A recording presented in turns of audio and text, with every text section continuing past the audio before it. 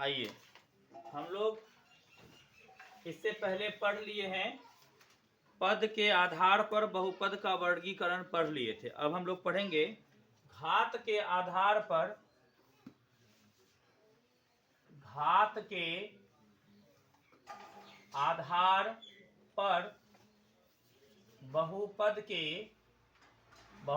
के प्रकार। ठीक है, घात के आधार पर बहुपद के प्रकार। घात के आधार पर बहुपद के सबसे पहले प्रकार में आपको हो जाएगा रैखिक बहुपद। रैखिक बहुपद इसको कहते हैं। ठीक है, इसको एक घाती बहुपद भी कहते हैं या एक घाती बहुपद भी कहते हैं। ठीक है, मतलब जिस बहुपद का घात एक हो।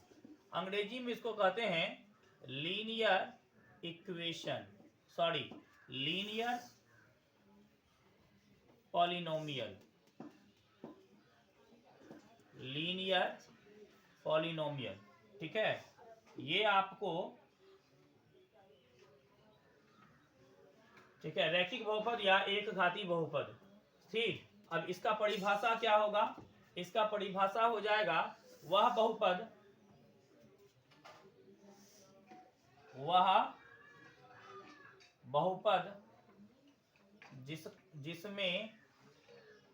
जिसमें चर का अधिकतम घात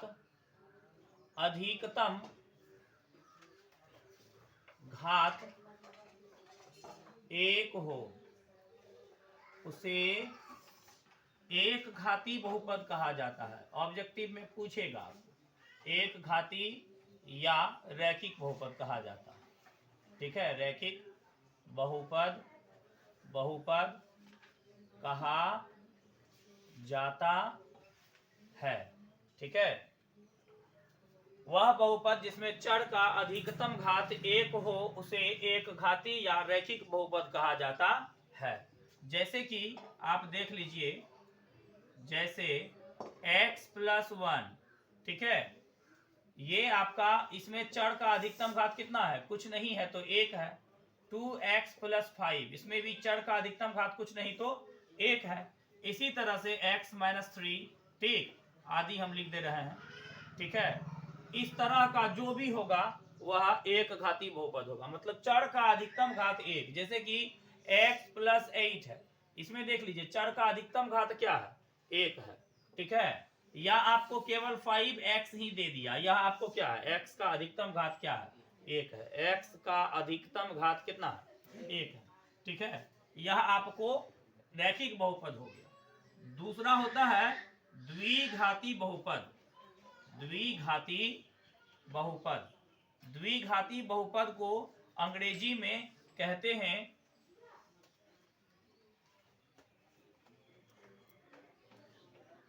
क्वाड्रेटिक।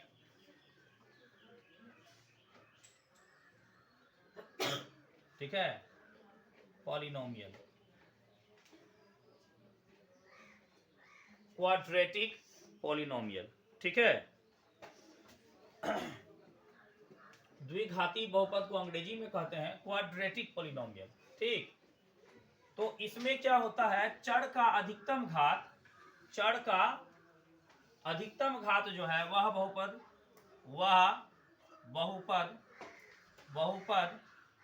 जिसमें चर का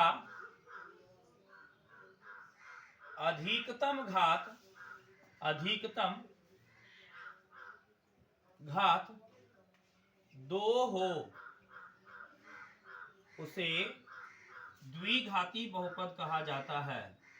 द्विघाती बहुपद कहा जाता है। ध्यान में रखिएगा, वह बहुपद जिसमें चर का अधिकतम घात एक होगा, एक घाती बहुपद होगा। वह बहुपद जिसमें चर का अधिकतम घात दो होगा, द्विघाती होगा। वह बहुपद जिसमें चर का अधिकतम घात 3 होगा, त्रिघाती बहुपद होगा। वह बहुपद जिसमें चर का अधिकतम घात 4 होगा, चतुर्घाती होगा।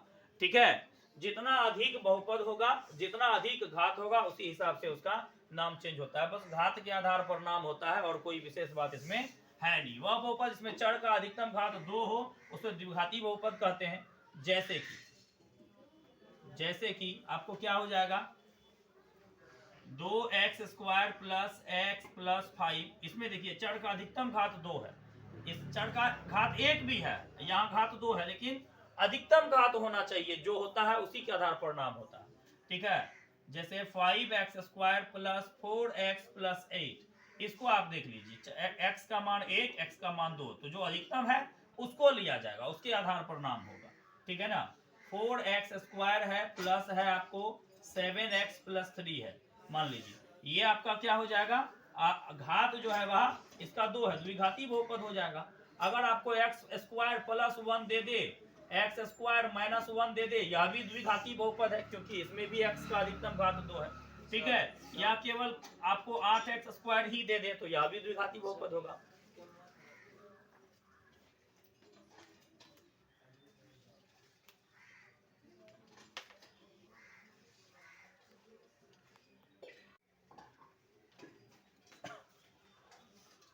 या केवल 8x² है, तो यह भी क्या हो जाएगा, द्विघाती बहुपद है। इस तरह का आप देख लीजिएगा, बहुपद कोई भी बहुपद हो जिसका अधिकतम घात 2 हो, वह आपको द्विघाती बहुपद होता है। यही बात समझने की है इसमें।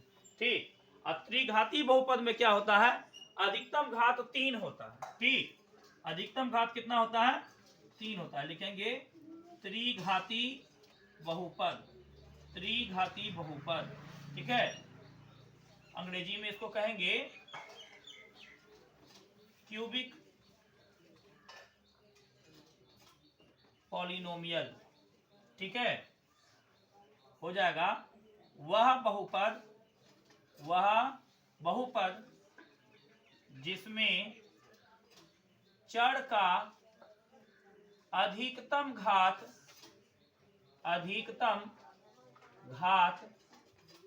2 हो, 3 हो, उसे त्रिघाती बहुपद कहा जाता है। त्रिघाती बहुपद कहा जाता है। ठीक है, जैसे हम यहां लिख दे रहे हैं, जैसे कि मानिए x³ plus x² plus x plus 4। ठीक है, ये आपको त्रिघाती बहुपद हुआ, क्योंकि x का अधिकतम घात 3 है। ठीक है, जैसे y³ 4y³ plus 3y² plus 5y plus 8, ये आपको त्रिघाती बहुपद हो जाएगा। ठीक है ना, 7y³ plus 8y² plus 4y plus 5, इस तरह का जो आपको बहुपद होगा वह त्रिघाती बहुपद होगा। या आपको केवल दे दिया जाए 9 नहीं आपको केवल दे दिया जाए 27x³ या 8y³, इस तरह का भी अगर दे दिया जाए, तो यह भी आपको त्रिघाती बहुपद ही है। ठीक, यह भी आपको क्या होगा, त्रिघाती बहुपद ही होगा। ठीक है, अब आता है चतुर्घाती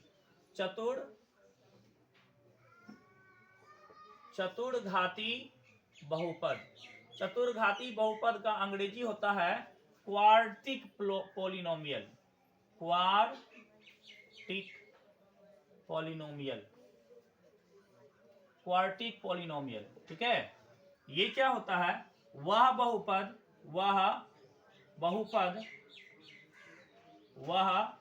बहुपद जिसमें चर का अधिकतम घात 4 हो, अधिकतम घात कितना हो, 4 हो, उसे चतुर्घाती बहुपद कहा जाता है। उसे चतुर्घाती बहुपद कहा जाता है। जैसे कि आपको हो जाएगा 4x के पावर 4 प्लस 3x के पावर 3, 4x के पावर 2, 5x प्लस 8। इस तरह का जो बहुपद होगा वह क्या होगा, आपको चतुर्घाती बहुपद होगा। ठीक है, बस इतनी सी बात है। या आपको केवल 4x के पावर 4 दे दे, या आपको केवल x के पावर ही 4 दे दे, या y के पावर ही 4 दे दे। इस तरह का जो बहुपद होगा यह आपको चतुर्घाती बहुपद होगा। 4 घात वाले बहुपद को चतुर्घाती बहुपद कहेंगे, 3 घात वाले बहुपद को त्रिघाती बहुपद कहेंगे, 2 घात वाले बहुपद को द्विघाती बहुपद कहेंगे, 1 घात वाले बहुपद को एक घाती कहेंगे। ठीक है, अब जब इसका सब बहुपद का शून्यक भी निकाला जाता है। ठीक है, अभी हम इसके बाद पहले बहुपद का मान बताएंगे आपको निकालने। बहुपद का मान बताने के बाद फिर शून्यक का बहुपद का शून्यक निकालने बताएंगे। ठीक है, तो सबका शून्यक भी निकलता है। सबका शून्यक जो निकालेंगे हम, तो सबका शून्यक जो है रैखिक बहुपद में, रैखिक बहुपद का शून्यक 1 होगा, द्विघाती बहुपद का शून्यक 2 होगा, त्रिघाती बहुपद का शून्यक 3 होगा, 4 घाती बहुपद चतुर्घाती बहुपद का शून्यक 4 होगा। मतलब जितने घात वाले बहुपद होते हैं उसके शून्यकों की संख्या उतनी होती है। द्विघाती बहुपद की शून्यकों की संख्या 2 होती है। यह सब ऑब्जेक्टिव में पूछा जाता है। ठीक है, तो इसको पहले लिख लीजिए, इसके बाद हम लोग चलेंगे बहुपद के मान निकालने पर। बहुपद का फिर मान निकालेंगे इसके बाद हम लोग।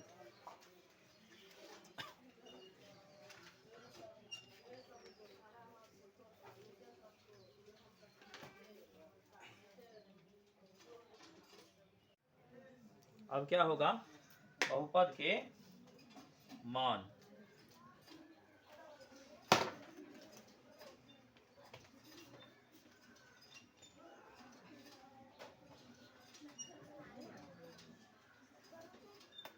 अब हम लोग पढ़ेंगे बहुपद का मान। बहुपद का मान कैसे निकालेंगे देखिए। ठीक है ना, वैल्यू ऑफ पॉलिनोमियल। बहुपद का मान कैसे निकालेंगे देखिए। सबसे पहले हम आपको एक बहुपद देते हैं, वो है 4x प्लस 5। ठीक है, बहुपद का मान अगर निकालने कहेगा, ठीक, x का कोई वैल्यू देगा। अगर 1 दिया तो p1 निकालेंगे। 4 गुना 1 प्लस 5, x के जगह पर 1 दे दिए, 5 4 हो गया और प्लस 5 बराबर 9 हो गया। अगर इसी में x बराबर 2 रखना हो तो फिर क्या हो जाएगा, x के स्थान पर 2 देना पड़ेगा तो p2 निकलेगा। फिर हो जाएगा 4 2 गुना 2 प्लस 5, ये हो जाएगा 8 प्लस 5, ये हो जाएगा 13।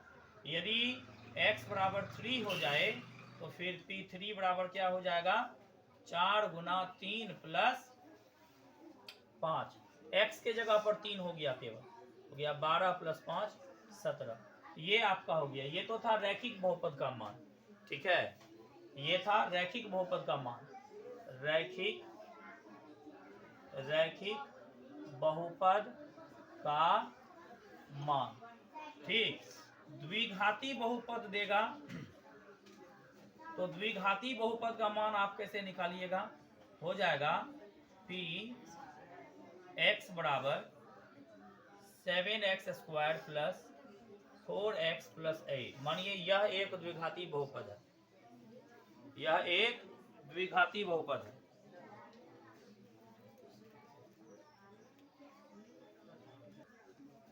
बोल दीजिए ऐसे ही। ठीक है, 4 गुना 3 12 हो जाएगा, प्लस 5 हो जाएगा 17 हो जाएगा। ठीक, px बराबर हो जाएगा। इसी तरह से जब द्विघाती बहुपद होगा x बराबर क्या हो जाएगा, 1 हो जाएगा। तो फिर p1 बराबर क्या हो जाएगा, 7 गुना 1 स्क्वायर प्लस 4 गुना 1 प्लस 8। ठीक है, तो 7 गुना 1 हो गया, 4 गुना 1 बराबर 4 हो गया, प्लस 8 हो गया। ये हो गया आपको 7 प्लस 4 प्लस 8, 7 4 11 8, कितना हुआ 19। ठीक है, 19 हो गया। अगर आपको P2 बराबर कह दे इसी में निकालने, P2 बराबर अगर इसी में कह दे आपको निकालने, तो P2 हो जाएगा 7x² प्लस 4x प्लस 8, ठीक है। तो px बराबर था इतना। अगर p2 आपको निकालना हो, उन्हें x बराबर 2 कह दे कि निकालिए, x बराबर 2 देकर के बहुपद का मान निकालिए, हो जाएगा 7 गुना 2 स्क्वायर प्लस 4 गुना 2 प्लस 8। ये हो जाएगा 7 गुना 2 लिखेंगे 2 बार, 4 गुना 2 प्लस 8, हो जाएगा 7 दूनी 14 दूनी 28 प्लस ये हो जाएगा 4 दूनी 8 प्लस 8, ठीक है। ये आपका हो जाएगा, कितना हो जाएगा, 8 8 16 8 24, 2 2 4 44 हो जाएगा। इसी तरह से त्रिघाती बहुपद का भी मान निकलता है, चतुर्घाती का भी मान, बहुपद का मान इसी तरह से निकलता है, ठीक। बहुपद का मान आपको 9वीं क्लास में निकालना था, आप सीखे होंगे, नहीं सीखे होंगे तो हम बहुपद का मान निकालने आपको सिखा दिए। 10 क्लास में भी कहेगा शून्यकों की जांच करने के लिए, तो उसमें बहुपद का मान निकलता है, ठीक। शून्यक आपको कोई बहुपद दे देगा, बगल में 2 शून्यक दे देगा, 2 शून्यक देने के बाद कहेगा चेक करिए कि शून्यक है या नहीं। तो इसी तरह से बहुपद का मान निकालेंगे, अगर वह शून्य प्राप्त हो जाता है तो फिर वह उसका शून्यक है, अन्यथा नहीं है, ठीक है। इस तरह से बहुपद का शून्यक निकलता है। इसको पहले लिख लीजिए, उसके बाद हम आगे बढ़ते हैं। बहुपद के शून्यक के बारे में, ठीक है। अब हम लोग पढ़ते हैं बहुपद के शून्यक के बारे में। बहुपद का शून्यक, बहुपद का शून्यक के बारे में पढ़ते हैं। बहुपद का शून्यक होता है कि जैसे पहले रैखिक बहुपद का शून्यक, सभी बहुपद का शून्यक अलग अलग तरह से निकलता है। तो पहले हम रैखिक बहुपद का शून्यक आपको निकाल के दिखाते हैं। रैखिक बहुपद का शून्यक आपको निकाल के दिखाते हैं। रैखिक बहुपद का शून्यक होता है, जैसे एक रैखिक बहुपद लीजिए आप 5x प्लस 8, ठीक है। यह एक रैखिक बहुपद है, इसका आपको निकालना है शून्यक। क्या निकालना है? शून्यक। तो पहले क्या करेंगे, यदि px बराबर 0 हो, आप क्या करिए, px बराबर 0 कर दीजिए। तो फिर px के सामने में जो है x प्लस 5x प्लस 8, ये 0 के बराबर हो जाएगा। फिर आप 5x बराबर निकालिएगा तो -8 हो जाएगा, और फिर जब आप x बराबर निकालिएगा तो -8/5 हो जाएगा। ये x का मान जैसे आप निकालते थे, वही उसी को शून्यक बोलते हैं। ये आपका शून्यक हो गया। अगर मानिए px बराबर आपका केवल x प्लस 5 होता तो फिर और आसान हो जाता निकालना, ठीक है। यदि px बराबर 0 तो, ठीक है, तो क्या हो जाता, फिर x प्लस 5 बराबर 0 हो जाता, x बराबर हो जाता -5, इस बगल आ जाता, ठीक है। ये हुआ रैखिक बहुपद का शून्यक। रैखिक बहुपद का शून्यक इसी तरह से निकाला जाता, ठीक। 1 2। तीसरा उदाहरण हम आपको बटे वाला दे देंगे। बटे वाला यदि मानिए px बराबर हो गया 3x/2 प्लस 5, मानिए इस तरह का यदि आपके पास बहुपद है, इस तरह के बहुपद का शून्यक निकालने के लिए क्या करिए, यदि px बराबर 0 तो फिर हो जाएगा आपका 3x/2 प्लस 5 इक्वल टू 0 हो जाएगा, ठीक है। और फिर 3x/2 बराबर लिखिएगा तो -5 हो जाएगा। उसके बाद इसके बटे में कुछ नहीं है तो 1, तो इसको गुना करिएगा तो 3x ही रहेगा, इसको गुना करिएगा तो -10 हो जाएगा, और फिर x बराबर निकालिएगा तो -10/3 हो जाएगा। अगर आपका बटे वाला बहुपद हो, ठीक है, तो इस तरीके से निकालना है आपको शून्यक। यदि आपका ये वाला बहुपद हो तो इस तरीके से शून्यक निकालना है। सिंपल बहुपद हो तो कोई बात नहीं, आसानी से निकल जाती है। ये आपको हुआ रैखिक बहुपद का शून्यक। उसके बाद होता है द्विघाती बहुपद का शून्यक। द्विघाती बहुपद का शून्यक। रैखिक बहुपद में एक ही शून्यक निकलता है, देख लीजिए, x का एक ही मान निकला। द्विघाती बहुपद में 2 शून्यक निकलेगा, मतलब x का 2 ठो मान निकलेगा, ठीक। और इसकी विधि है जो कल शाम में हम लोग पढ़ रहे थे, द्विघाती बहुपद का गुणनखंड करने के लिए। तो द्विघाती बहुपद का गुणनखंड करेंगे, उसके बाद उसको 0 के बराबर करेंगे, तब होगा इसका शून्य। जैसे कि px बराबर आपको अगर दिया हुआ है 4x² प्लस 7x प्लस 3, ठीक है, ये आपको कोई बहुपद है, द्विघाती बहुपद है, ठीक है। इस द्विघाती बहुपद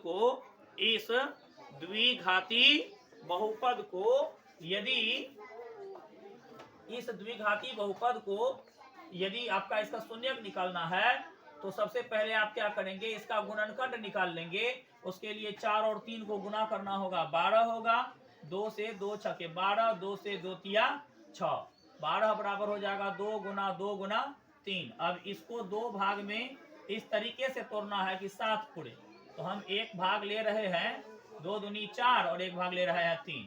आप कल बनाए थे इसको, 4x प्लस 3x हो जाएगा, 7 को 2 भाग में तोड़ दिए प्लस 3। अब 4x कॉमन ले लेंगे तो यहाँ बचेगा x, यहाँ बचेगा 1। यहाँ पर जब 3 कॉमन लेंगे तो यहाँ पर x बचेगा और यहाँ पर 1 बचेगा। इस तरह से जब x प्लस 1 कॉमन ले लेंगे तो इस वाले में 4x बचेगा और इस वाले में 3 बचेगा। तो ये आपका हो गया द्विघाती बहुपद का गुणनखंड। द्विघाती बहुपद का गुणनखंड करके उसको दो ठो रैखिक बहुपद में बदले। अब उसका क्या करेंगे, शून्यक निकालेंगे। तो लिखेंगे यदि px बराबर 0 तो फिर हो जाएगा आपको x plus 1 into 4x plus 3 बराबर 0 हो जाएगा, ठीक है। इसका ये मतलब हुआ कि x प्लस 1 बराबर 0 होगा और 4x प्लस 3 बराबर भी 0 होगा। x बराबर आपका -1 निकला, यहाँ पर 4x बराबर -3 होगा, x बराबर -3/4 होगा। इस तरह से आपको x का 2 ठो मान निकला है, एक ठो -1 निकला है, एक ठो -3/4 निकला है।